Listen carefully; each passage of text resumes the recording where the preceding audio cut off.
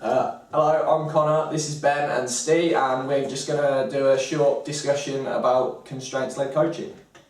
And it involves 3 different factors, which Ben will tell you about. So constraints-led approaches can be used in 3 different methods. So affecting the task, so affecting the individual using task-led approaches. So this could be changing the challenges that are put on the task.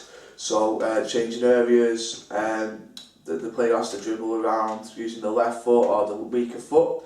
The environment, so changing the environment, and also an individual. So this could be body size, this could be weight, where they can be challenged. So what we're going to do is we're just going to discuss a little bit about where we might see these constraints in our coaching and if we've seen any experience in the coaching. Steve?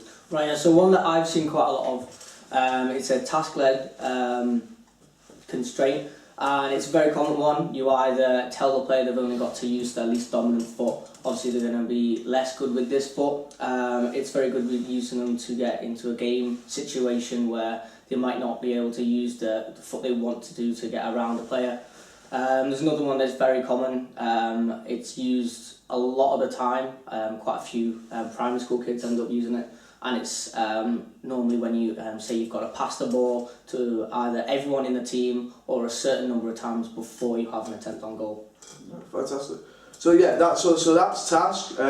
Obviously, environment. Connor, have you seen anything to do with the environment? Yeah, environmental. Probably the main things that you're going to deal with is lack of players, people turning up, and just generally not having enough equipment, having to adapt, having contingency plans so that you can get through things. Yeah. Something everyone's faced in their coaching, really. Yeah, definitely. So something I've seen a lot in, especially football coaching, with the team I coach, is sometimes, like you said, you get limited players or you might get a bigger group. So obviously changing the area, changing the environment, making an area smaller to obviously make the passing or the movement a little bit tighter, or also making it bigger so they've got a lot more space so they have to get their head up and have a look around and stuff like that.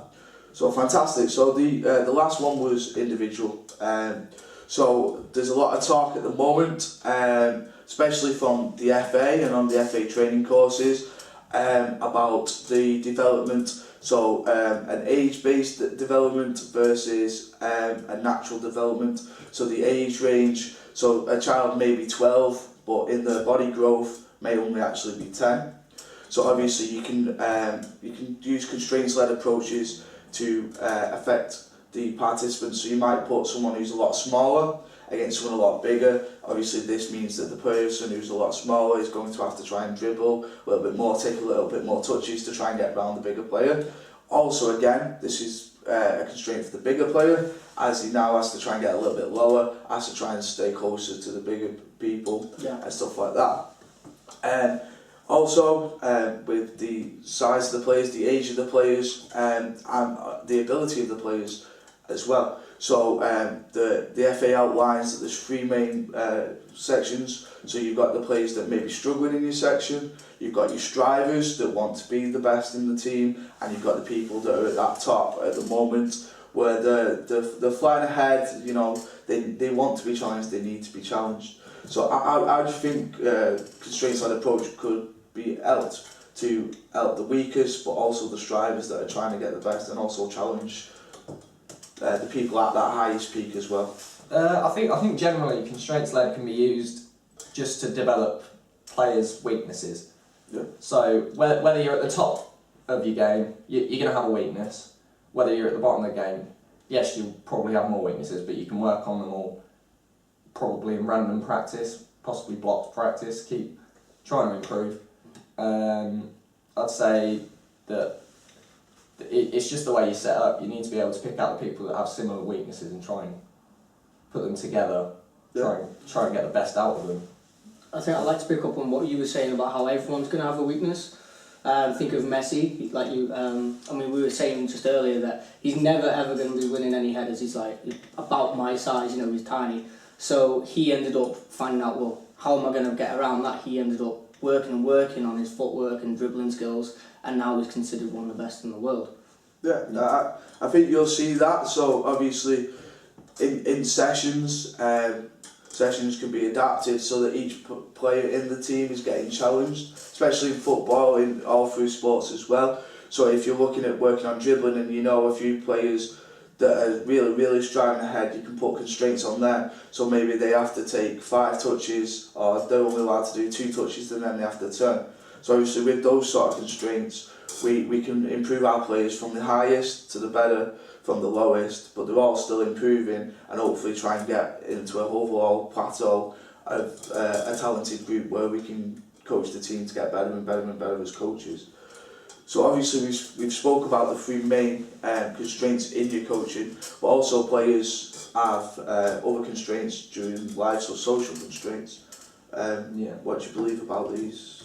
Well, I think these happen very naturally, so often overlooked that just by going out and having a kickabout with your friends in the local park, you're naturally constraining yourself. You might only have 2 jumpers and a set of trees for goals. Well, I mean, that's a very brutal and raw way of constraining yourselves. However, you might not have the best equipment. You might not have, say, if you're using, you really want to get into tennis. However, you only had this really old, ancient tennis racket that was really heavy. Maybe had 1 or 2 strings missing. You're still working on using bad equipment, which so when you get the good equipment, you'll know what to do. And yeah, I mean, do you want to elaborate on some stuff? Yeah, and another sort of factor, something that I've seen in my life as well as a player more than a coach, is not being able to make it to training and matches. So when I was younger, about 5, 6, 7 years old, we'd be playing matches on a Saturday morning, but I never ended up going to the matches because my mum decided that it was more important for me to learn to swim. So instead of developing my ability to play football by playing matches, I went to swimming lessons on a Saturday morning.